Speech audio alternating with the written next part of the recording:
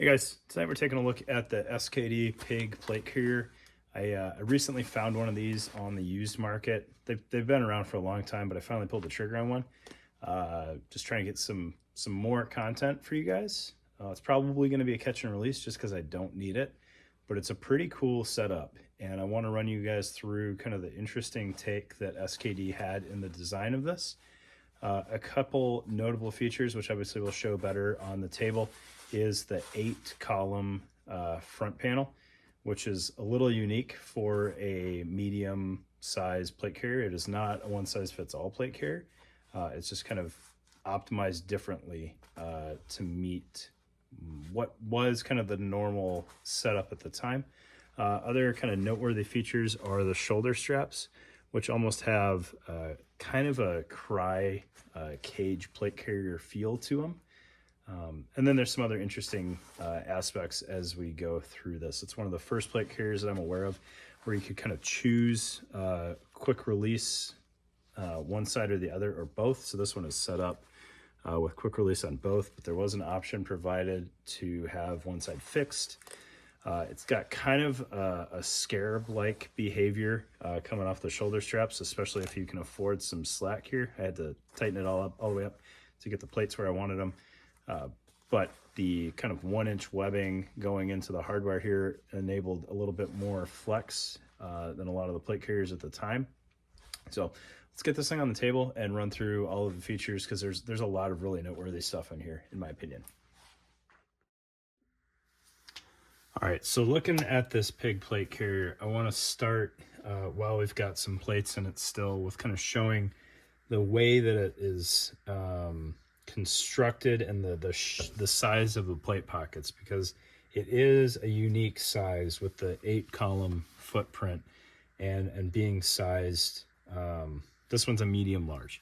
I don't have any large plates, so I apologize for that. I do think you could get large plates in there. It might be a shoehorn fit, but with mediums in this footprint, it's not bad. So right now I'm getting about half of this outside column is kind of empty, and there's a little bit of a void moving up. I could have raised the plates a little bit in the bag by messing with the Velcro down there. I took plates out, put them back in, and didn't cinch that down.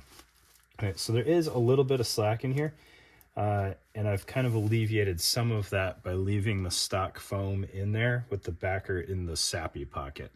And I'll show you more on that setup in a little bit. All right, so it's not too bad, and there's enough body in the material that you definitely don't feel any real slop in here like you do with some of the true one-size-fits-all plate carriers or plate pockets, right? Most plate carriers are to some extent one size fit all as far as people go, but plate pockets can vary. All right. I did say in the intro that I had my plate bags or my shoulder straps tightened all the way up. They don't have to be, so there is room for adjustment here. So this strap is Velcro secured, just falls onto the loop face there, and we can adjust this G-hook up and down the shoulder strap as we need to, which I'll show that in a little bit more detail in a second. All right. So that's kind of the sizing of the plate bag. There is some slack there. It's not unbearable by any means, and it doesn't cause flapping on anything that's mounted to it. All right. Worst case up here, you're probably looking at push-to-talk or cable routing anyways, and then down here you've got the reinforcement of the cummerbund under the flaps, and it fits really nicely. It's only 1.5 inches wider than most of your plate bags anyways, because everything is sized correctly on there, and it's not very noticeable. All right, what this setup allowed you to do at the time, because when this came out, dual comms weren't crazy popular, is it lets you keep 3 magazine pockets and a radio on the plate bag, which was kind of unique at its time. With the Molly cummerbund, not as huge of a deal, but they also offered an elastic cummerbund, and being able to have kind of your bare minimum on the plate bag allowed you to get away with an elastic cummerbund more than other setups at the time. Okay. Additionally, on the front face of this thing, we'll get these shoulder straps out of the way for now, just so we can see the front plate bag better. The top portion is a loop field with Pals webbing as well. Quite a full bib. You've got continuous rows here, so you could stagger pouches if you needed to. You could run an admin pouch lower or higher if you wanted to clear your mags better. You had lots of options there. And then each half of this split cummerbund flap, which is also kind of unique, has a kangaroo pocket in it, which will fit a 7.62 mag without too much issue. So if you were running a long gun, you had room for a little bit of extra ammo there while still using the elastic plate bags if that's something that you needed to do. Another unique feature or another benefit of this split flap is if you're using your radio on the front flap, you can have cable management and antenna routing secured directly to the plate pocket and not worry about having to try to disconnect that or like torquing all of your connections with the radio, because you could just use one side of the flap and get away with that without too much issue. So you could have one side set up on the shoulder strap with quick disconnect, one side of the cummerbund being kind of your working side, open that up and not mess with anything on the other side. Looking at the way the plates install, you've got kind of a unique two-portion plate bag here. So you've got your main plate pocket with a nice webbing handle to help open that up. Right now, I have ESAPs and backers in that flap. However, it has a dedicated backer pocket behind it. So you can throw just your rifle plates in the front, and you can see the way that the flap is sewn a little bit higher into the pocket. You can torque that down and really raise your plates up off the bottom of the pocket if you need to. And then behind that, with this smaller Velcro flap, you could install your backers in there. It does come with a foam backer. You can toss that and just put your soft armor in there if you wanted to.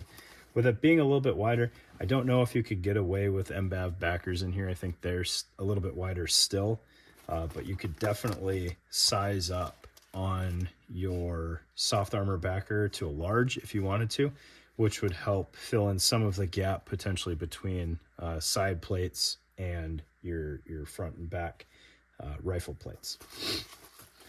So I think that's kind of a neat feature. Not necessarily something that I have a strong desire for, because if I'm taking out my plates, I'm probably also taking out my backers. But maybe that separation is a benefit to you. If you've got standalone plates, the foam liner might also be a win. Interesting kind of design feature here is the webbing on the bottom of the plate pocket, which is going to help with some abrasion resistance. And as you set your plate carrier down, is going to help with the longevity of the plate carrier as well. And then your flaps could have additional security from these pull the dot fasteners that come out of the plate bag if that's something that you're worried about. Obviously from the intro video, not something that I'm going to remember to do every time. I also don't do it with my JPC. I just kind of leave that dangle, but you've got it there if you want it. Internal on the front plate pocket, not much. You've got a little bit of a loop lining on the top. The loop is inherently a little bit more comfortable than some other materials. You could potentially add a pad on there or something if you wanted to give a little bit more standoff up towards the top of your chest. I don't know the full extent of what SKD envisioned that being used for, I don't think pontoons had been released yet when this came out originally, so that's why you don't have the full loop lining in here. Okay, so that's the front plate pocket. Obviously, the shoulder straps have a good bit of adjustment that you can provide from just the front of the plate bag. But like I hinted at, you can also adjust on the shoulder straps, and I'll show you that here. So we'll get that front plate bag out of the way. Looking at your shoulder straps, which I kind of hinted at, having kind of that cry cage feel to them. They're sewn a little bit further down in the rear plate pocket, so you get a little bit of that kind of load lifter behavior out of these, and it helps you bring your rear plate up even higher, because as this curves around your shoulder, the plate can extend a little bit higher than that, and it makes for a pretty comfortable ride with a really high rear plate, which is what you want, right? To also add to kind of the rise of the shoulder strap, we can disconnect this G-hook from this webbing, and we can, in theory, we could mount it up here, have all of this strap running internal of the front plate bag and still attach it. So you have a lot of room to take out a ton of slack on these shoulder straps if you need to, or obviously if you're some mongoloid, you could run this, all the way down and have a very long shoulder strap if you needed. I would say anything beyond this very first notch, you're still going to have padding behind the G-hook, and it's not going to be an issue. And then you can tighten up the front plate bag to bring this side release buckle outside of the plate, and so no hardware is resting on you at any point in time. These are very cool shoulder straps. I don't think I've experienced anything quite like these on another setup, and I'm a fan. Right? I don't know that I actually gave them kind of the credit they were due when this thing first came out, but it's a neat setup. And I'm struggling to find that notch there. Oh, there we go. Additionally, like I said in the intro video, you could change out this hardware from a side release buckle to a dual D-ring setup.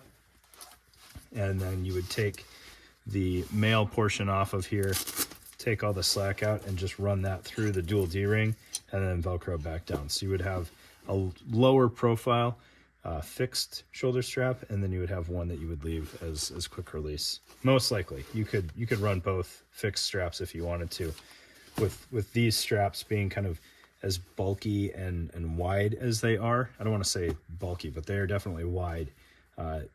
Having one quick release is kind of ideal. It's kind of difficult to shimmy out of this plate carrier like you can some other ones, because it is a fairly narrow shoulder strap, kind of reminiscent of the LV-119 versus the more extreme angle of the Cries.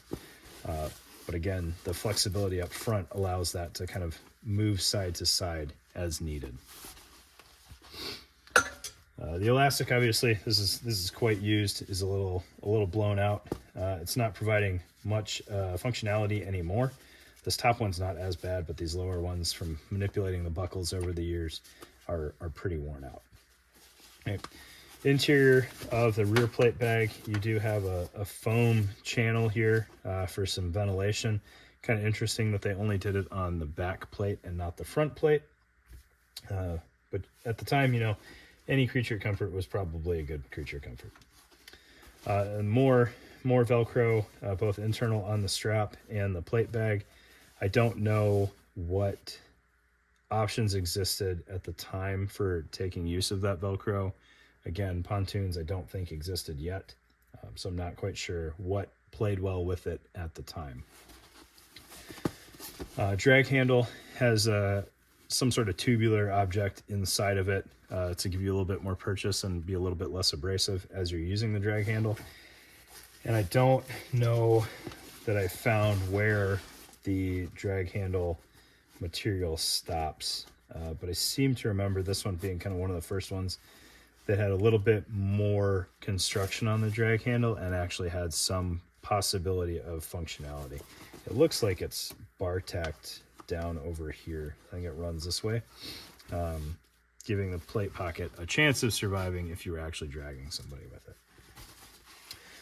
I've got the cummerbund pulled out of the pass-through here so that you can see how it attached. So with the Molly cummerbund, there's a webbing end, very, very similar to the Eagle plate carriers at the time, with a paracord lacing in between.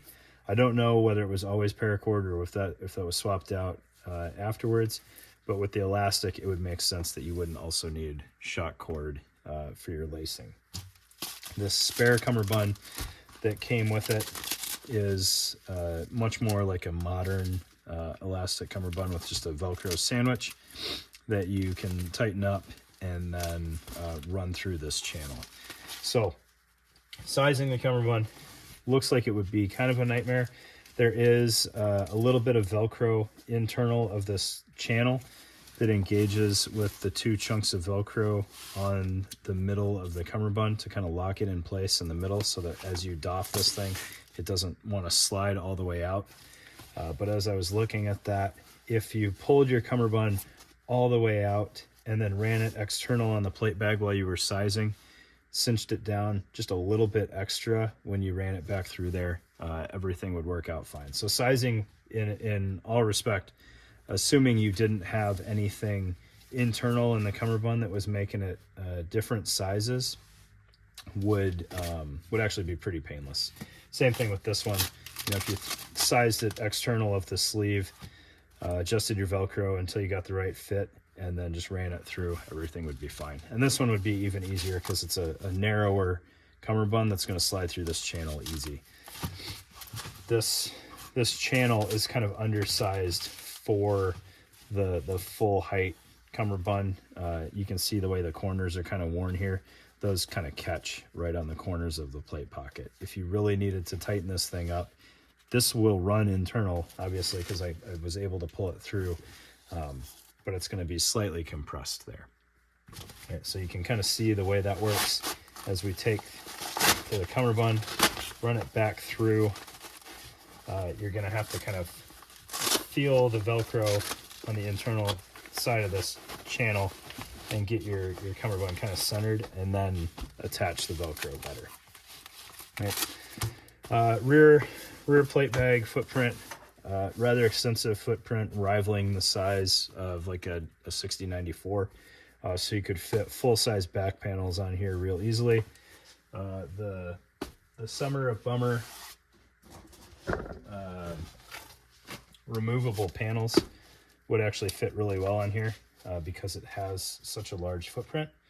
That would secure on there really nicely and be mounted all the way across. Unlike when I tried that on the MBAV that had Molly added, I had kind of a narrower footprint and it didn't really play well with that. I like the width on the rear plate bag.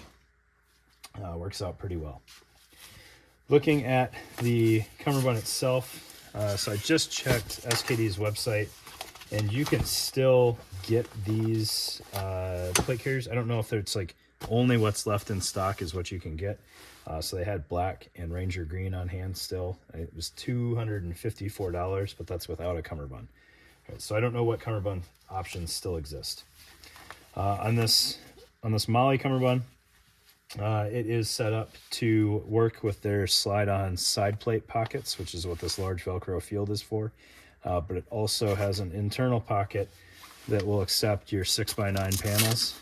So you undo this kind of leading edge, and you've got a big channel here with another chunk of Velcro inside to help keep your armor panel in place.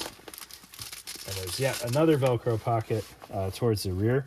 So if you want your panel to ride all the way front, you can kind of secure that one, run the armor in flush to that. If you're using 6x6 soft armor panels, you can put it between them. Or if you need it further back for some reason, you can undo the Velcro all the way back, get the soft armor in there so it keeps the Velcro open, and then secure the front Velcro. So you've got a handful of positions in there that bode well with your internal soft armor. And then obviously you have sort of standard Velcro attachment in the front for under those half panels. with a little bit of paracord here to help donning and doffing. Right? There's not a lot of Velcro contact there with the front plate bag, but I think that works out pretty well, especially with these half panels, because you don't need a ton of contact, and it gives you the ability to kind of size on the fly if you want to keep it kind of set up, you know, no winter weather layer, or, you know, if you've got a lot of material on, you can extend it out a couple of inches.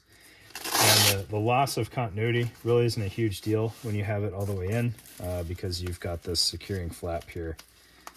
And if you had mags mounted on here or something, it's essentially a rigid panel, and it's going to stay in place even though you don't have Velcro continuity on the side there. All told, it's a pretty neat setup, in my opinion. I like it. If it was, I don't know, 8 years ago, I wouldn't have any hesitation using this thing. I just don't need it anymore. It's just neat to see things these days. So there you go. There's your pig plate carrier. I forgot to mention on this elastic cummerbund, which I don't know if this thing still exists or not. It's a unique setup in that you have a lot of Velcro on the front for attachment. However, there's elastic kind of movement within that sleeve, which is kind of interesting because there's no shortage of elastic in here. There is a lot of room for this thing to expand with you as you're really working hard and breathing heavy. So a lot of adjustment in the back, potentially a lot of adjustment in the front. You can overlap this pretty extensively and it'll still secure well, right? So this is total overlap, and then if you imagine the cummerbund flap closing on top of that, like, you can make this thing pretty small because you can also completely overlap the back here, run that through the channel, and then you've got, you know, tactical man girdle there. So there you go, pig cummerbund. Thanks for your time, guys. Appreciate it.